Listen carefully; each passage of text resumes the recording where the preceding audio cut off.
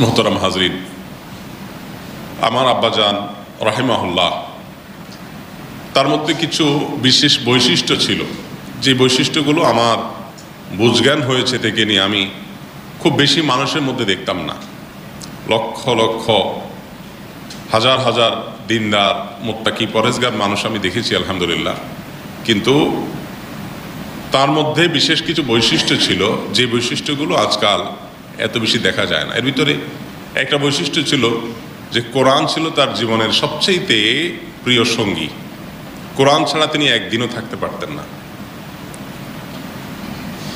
আমাদের মনে পড়ে না যে তার যতদিন পর্যন্ত তিনি সুস্থ স্বাভাবিক ছিলেন একটা দিনও তার কোরআন পড়া হয়নি এরকম কোনো দিন যেতে পারে।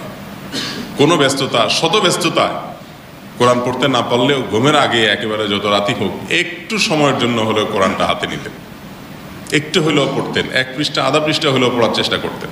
কোরআন তেলাওয়াত হয় না আজকে, অথচ আমি ঘুমিয়ে পড়বো, আমার আজকে দিনটা পার হয়ে যাবে, এটা তিনি কল্পনাই করতে পারতেন না। অথচ আমরাও প্রতিদিন এইভাবে এত গুরুত্বের সাথে কোরআনকে সময় দিতে পারিনি। নবী করিম সাল্লাল্লাহু আলাইহি সাল্লাম বলেছেন, দুটি ইবাদত আছে যে ইবাদতগুলো মানুষকে কিয়ামতের ময়দানে আল্লাহর কাছে সুপারিশ করবে মানুষের জন্য। তার ভিতরে একটা হলো সিয়াম, রোজা, আর একটা হলো কোরআন। as-সিয়াম ওয়াল কোরআন ইয়াশফাআন লিল আবদ। কোরআন বলবে, আল্লাহ রাতের বেলা তোমার বান্দাকে আমি ঘুমোতে দেইনি, কোরআনের মায়ায়, কোরআনের ভালোবাসায় সে কোরআন অধ্যয়ন করেছে, কোরআন পাঠ করেছে, তিলাওয়াত করেছে, বোঝার চেষ্টা করেছে, কোরআনের সাথে সময় দিয়েছে। তো আজ সে যেহেতু আমাকে দুনিয়াতে কখনো দূরে ঠেলে রাখে নাই, আমাকে সঙ্গে সঙ্গে রেখেছে, আজও আমি তাকে সঙ্গে রাখবো। তাকে আপনি মাফ করতে হবে, তাকে আপনি জান্নাতে দিতে হবে, আমি তার থেকে পৃথক হব না। সিয়াম বা রোজা বলবে, আল্লাহ দিনের বেলা এই লোকটা পানাহার করতো না আমার জন্য, রোজা রাখতে গিয়ে পানাহার করতো না, দিনের বেলা তাকে আমি ক্ষুধার্ত রেখেছি, পিপাসার্ত রেখেছি, সে আমাকে আগলে ধরতো, সিয়াম ছাড়া কিছু বুঝতো না, তো আজও আমি তাকে ছেড়ে কোথাও যাব না, জান্নাতে তাকে দিতেই হবে, তাকে আমি জাহান্নামে যেতে দিব না, অর্থাৎ তার জন্য সুপারিশ করবে। তো এইভাবে কোরআনের সাথে সময় দেওয়া এটা আমাদের জীবন থেকে হারিয়ে গেছে, একেবারে হারিয়ে গেছে। আমরা এত ব্যস্ত আজকাল যে আমরা কোরআনের জন্য সময় বের করতে পারি না। সারা দিনে সারা রাতে অনেক আজে বাজে কথা, অনেক বেহুদা কথা, অনেক বেহুদা আলাপ, অনেক বেহুদা আড্ডা, অনেক বেহুদা সময় ফেসবুকে, ইউটিউবে নানাভাবে আমরা ব্যয় করে থাকি, রাস্তার মোড়ে মোড়ে, চায়ের দোকানে, কিন্তু কোরআনের সাথে সময় দেওয়ার মতো সুযোগ আমাদের বেশিরভাগ মানুষের আজকাল হয় না। তো আমার আব্বাজান রাহিমাহুল্লাহর মধ্যে এই গুণটা ছিল যে তিনি কোরআন ছাড়া কিছু বুঝতেন না। কোনো কারণে হয়তো অনেক বেশি মেহমান অতিথি ছিলেন, কোনো ঝামেলা ছিল, কোরআন ধরতে পারেন নাই। দিন শেষে তার আক্ষেপ শুধু এটাই থাকতো যে এই ঝামেলার কারণে আজ আমার কোরআন পড়া হয়নি। এরপরেও দেখতাম যে ঠিক ঘুমোতে যাওয়ার আগ মুহূর্তেও কোরআনটা নিয়ে তিনি বসে পড়তেন, যে একটু তেলাওয়াত করে তারপর ঘুমাই। সারাদিনে একটু তেলাওয়াত হয় নাই, আল্লাহর কোরআনের সাথে কথা বলা হয় নাই, আল্লাহর সাথে কথা বলা হয় নাই, কীভাবে ঘুমাতে যাই? এই অভ্যাস তার আজীবনের ছিল। আরেকটা অভ্যাস তার ছিল, তা হলো নামাজের ব্যাপারে সিরিয়াসনেস। এটাও আমাদের থেকে অনেকটা হারিয়ে গেছে। আমরা অনেকে 5 ওয়াক্ত নামাজ পড়ি, কিন্তু সিরিয়াস এতটা না আমরা নামাজের ব্যাপারে। জামাতের সাথে নামাজ, প্রথম কাতারে নামাজ, তাকবীরের সাথে সালাত আদায়, তারপরে আবার সালাতের ক্ষেত্রে ধীরস্থিরতা, এগুলো সবগুলো আমাদের থেকে হারিয়ে গেছে। অনেকেই আমরা সালাত আদায় করি, 5 ওয়াক্তও পড়ি, কিন্তু দেখা গেল যে সুন্নতের কোনো খোঁজ খবর নাই। আগেরটা পরে, পরেরটা আগে, কখনো পড়লাম সুন্নত, কখনো পড়লাম না।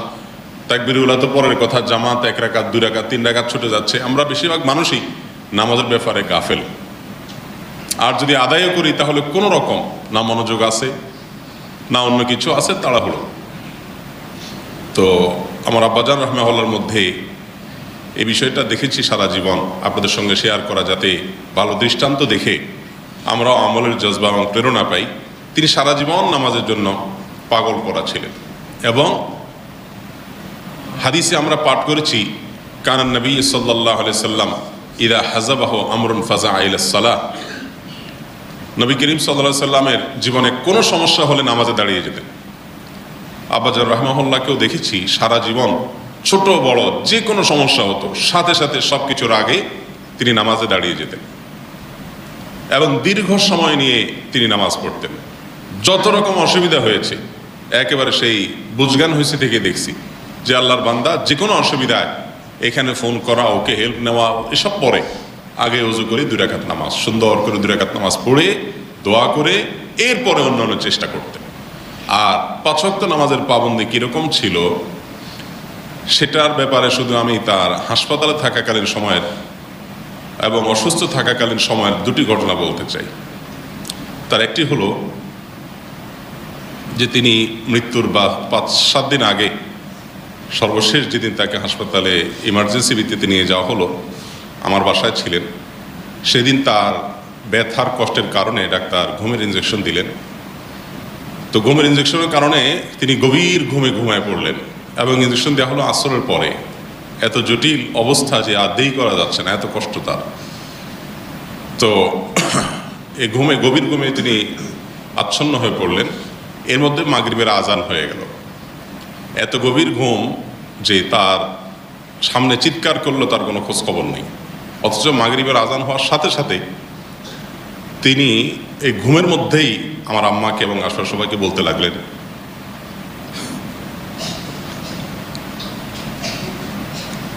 আমি মাগরিবের নামাজ পড়ব।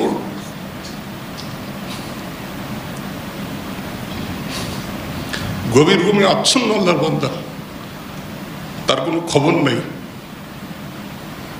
অথচ আজান হয়ে গেছে, ওয়াক্ত হয়ে গেছে, এই অবচেতন অবস্থায়, একরকম সেন্সলেস অবস্থায় ঘুমের ঘোরে সে বারবার করে বলছে যে আমি নামাজ পড়বো না, মাগরিবের নামাজের ওয়াক্ত হয়েছে না। নামাজের ব্যাপারে কত সিরিয়াসনেস থাকলে এই ঘুমের ঘরেও কোন ওয়াক্ত নামাজ হচ্ছে সেটা পর্যন্ত তার খবর আছে। ওই দিনই যেহেতু তার চরম অবস্থা, নামাজ পড়ার মতো সেন্স তার নাই, তিনি এরপর আবার শুয়ে পড়লেন, আবার ঘুমায় পড়লেন। এশার রক্ত হয়ে গেছে। এশার রক্ত হওয়ার পর তার হাতে কয়েকটা স্যালাইন লাগানো আছে, এদিকেও গভীর ঘুমে তিনি আচ্ছন্ন আছেন।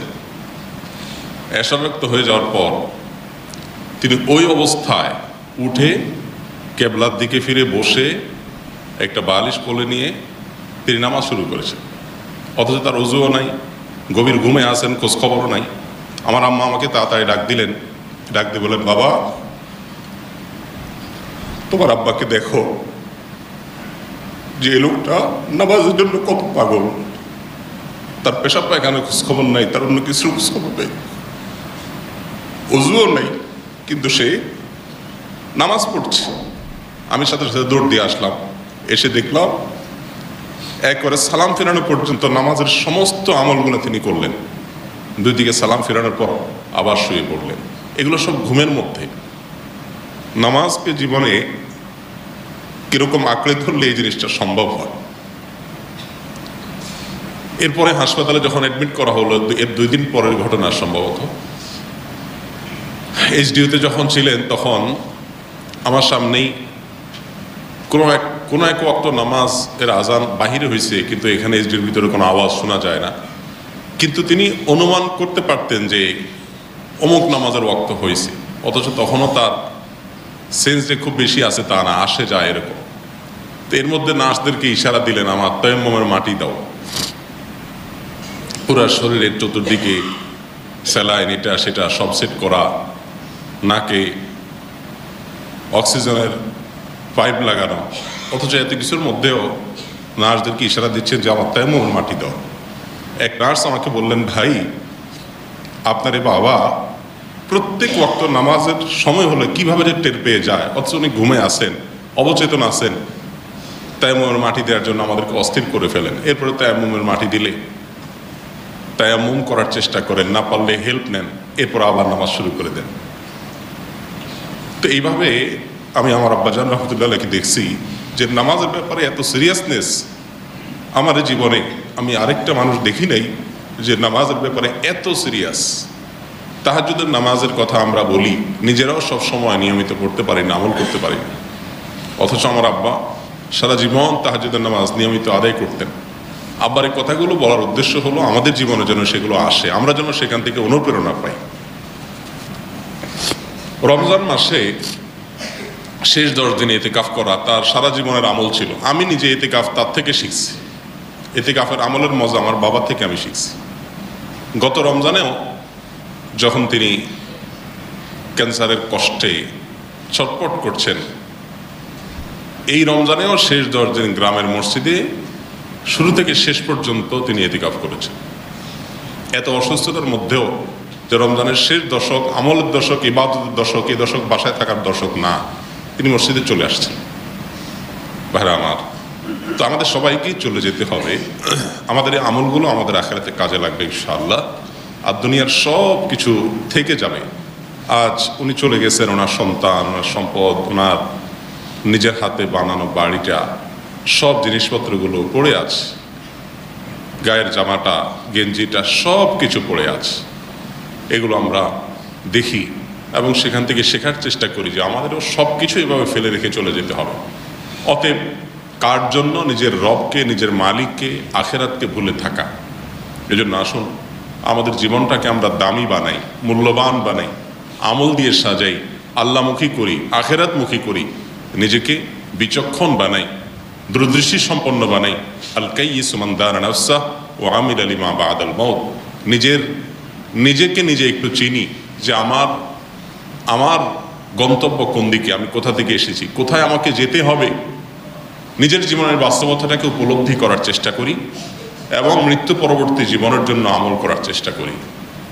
আমরা আমাদের বাবার জন্য হয়তো এখন চোখের পানি ফেলছি, অথবা আমরা আফসোস করছি, দোয়া করছি, কিন্তু দুনিয়ার বাস্তবতা হলো একটা সময় মানুষ আস্তে আস্তে ভুলে যায়। কবর যত পুরাতন হয়, কবরওয়ালার আত্মীয় স্বজনরা কবরওয়ালাকে তত ভুলে যায়। এটাই দুনিয়ার বাস্তবতা। অতএব সন্তান সন্ততিকে সৎ পথে পরিচালিত হওয়া শেখান, সততা শিখান, আল্লাহর খাঁটি বান্দা বানান, তাদেরকে জান্নাতের পথ দেখান। তাদেরকে অবৈধ পথে উপার্জন করে সম্পদের পাহাড় গড়ে দেওয়ার মতো নির্বুদ্ধিতা আর বোকামি করবেন না। এগুলো কিছুই তারা হয়তো রাখতে পারবে না বা পারবে, কিন্তু আপনার কোনো কাজে আসবে না। আর যদি তাদেরকে আল্লাহর সাথে পরিচিত করান, তো আপনার সন্তানরা মৃত্যুর পরও আপনার জন্য উপকারে আসবে। নবী করিম সাল্লাল্লাহু আলাইহি ওয়াসাল্লাম বলেছেন, ইযা মাতাল ইনসান ইনকাতা আনহু আমালু। মানুষ মারা গেলে তার আমলের সমস্ত পথ, দুয়ার, উপায় বন্ধ হয়ে যায়, তবে 3টা আমলের ধারা অব্যাহত থাকে। মৃত্যুর পরও কবরে থেকে মানুষ সওয়াব পেতে থাকে। তার ভিতরে একটা হলো আও ওয়ালাদুন সালিহ ইয়াদউ লাহু। যদি কোনো নেক সন্তান রেখে যেতে পারে কেউ, যে নেক সন্তান তার জন্য দোয়া করবে, তাহলে প্রথম শর্ত হলো সন্তানটা ভালো হতে হবে, নেককার হতে হবে, আল্লাহওয়ালা হতে হবে, মুত্তাকি হতে হবে। এরপরে শর্ত হলো সে দোয়া করবে। এই জিনিসটা যদি আপনি রেখে যেতে পারেন, যে সন্তান এমন বানায় গেলেন যে সন্তান আপনার জন্য আল্লাহর কাছে চোখের পানি ফেলে দোয়াই করবে শুধু, তাহলে সেক্ষেত্রে আপনার মৃত্যুর পরও আপনার আমল নামায় এটার উপকারিতা আর এটা সওয়াব যোগ হতে থাকবে ইনশাআল্লাহ।